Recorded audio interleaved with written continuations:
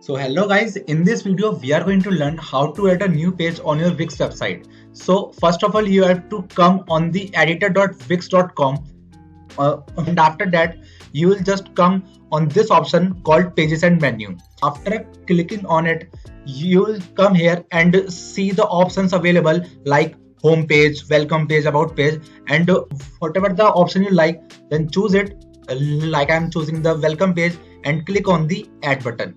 After that he will show you some templates like these are, and whatever you like it choose it and get a review or directly at this page. So and I'm getting a preview of it before taking it to my website.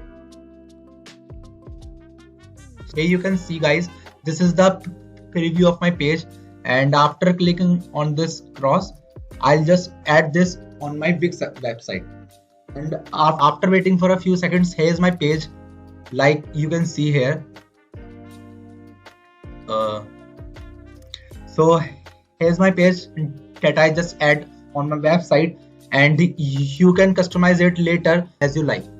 So if you like this video and get any helpful information, then please subscribe our channel, and thanks for watching.